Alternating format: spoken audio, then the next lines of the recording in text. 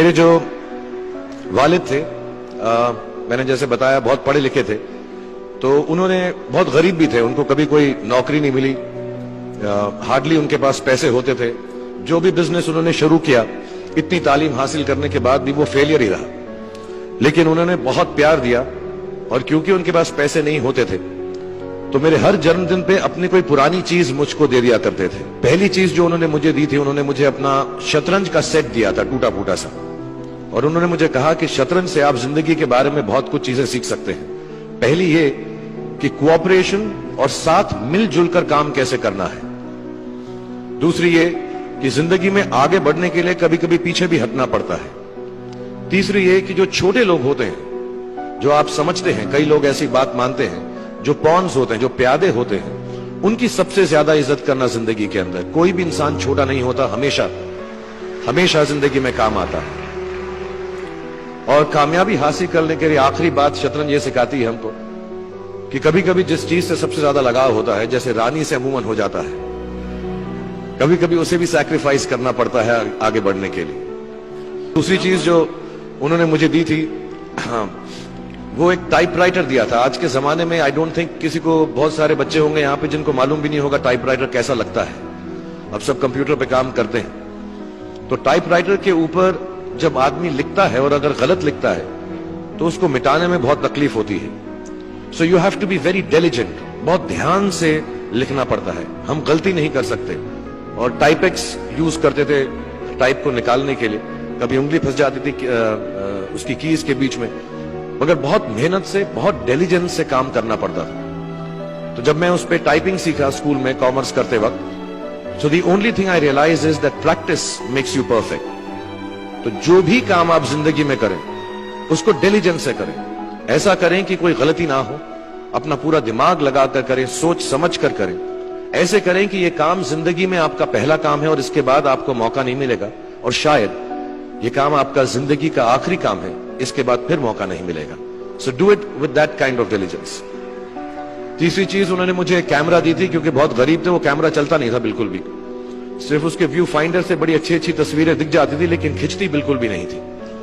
और इससे मुझे उन्होंने सीख दी कि जो हमारी क्रिएटिविटी होती है, हम जो भी, कभी कभी हमारी हॉबी होती है, कभी कभी हमारा उससे प्यार होता है, लेकिन हम उसको अपनी नौकरी नहीं बना सकते, अपना काम नहीं बना सकते। बहुत कम लोग ऐसे फॉर्चुनेट होते हैं जैसे मैं हूं, कि जो मेरी हॉबी थी, जिस चीज से मुझे प्यार था, कलाकारी से, एक्टिंग से, वो मेरा पेशा भी बन गया। अमूमन ऐसा होता नहीं है, लेकिन जो हमारी कला है, चाहे वो पोएट्री है, चाहे वो लिखना है, चाहे वो पेंटिंग है, चाहे जो भी चीज, गाना है, अकेले में गाना है, हमारी क्रिएटिविटी जरूरी नहीं है कि दुनिया एक्सेप्ट करे।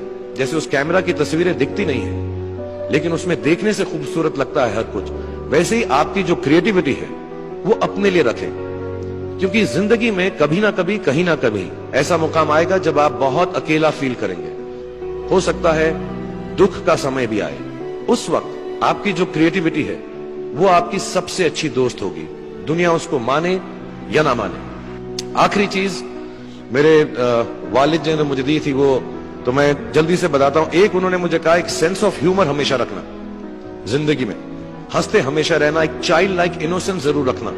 जैसे एक छोटे बच्चे की जो एक इनोसेंस होती है, जो उसका दुनिया की तरफ जो नजरिया होता है, बड़ा इनोसेंट सा होता है, उसमें कोई खामी नहीं होती, गलती नहीं होती, अभी दुनियावी बातें नहीं आई होती, तो वैसी रखना।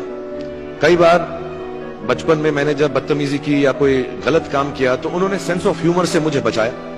और जिंदगी भर अगर आप अपने ऊपर, अपने हाल पे, दुनिया पे, क्योंकि लोग आपसे हर कोई बात कहेंगे, अच्छी बात भी कहेंगे, बुरी बात भी कहेंगे, क्योंकि लोगों का काम है कहना। अगर आप उसको एक सेंस ऑफ ह्यूमर से देख सकेंगे तो जिंदगी जो है बहुत बेहतर रहेगी। And last not the least, what my father gave me, what my mother gave me, and what your parents have given you, आपके जो पेरेंट्स हैं, जो आपको दिया है, वो सबसे बड़ी गिफ्ट है, गिफ्ट ऑफ लाइफ। जिंदगी की जो जिंदगी एक खुद ही सबसे बड़ा तोहफा है हमारी जिंदगी, और उसको वैसे ही ट्रीट कीजिए। जिंदगी के अंदर जो भी मुकाम आए, जैसी भी चीजें हो, अच्छा हो, बुरा हो, कभी अंधेरा हो, कभी उजाला हो, हर चीज को रिस्पेक्ट कीजिए, और जिंदगी में ग्रेस रखिए हर इंसान की तरफ। हर इंसान जो भी आपसे जो भी बात करेगा, वो अपनी मुसीबत के हिसाब से करेगा, अपनी हैसियत के हिसाब से करेगा, कभी गलत बात भी बोलेगा, ऊंची बात भी बोलेगा। जब आप काम करेंगे, जब आप बड़ी बड़ी कंपनीज के अंदर नौकरी हासिल करेंगे, आपका हमेशा झगड़ा रहेगा, जो मेरा जूनियर है वो ऐसी बात करता है, मेरा सीनियर जो है ऐसी बात करता है।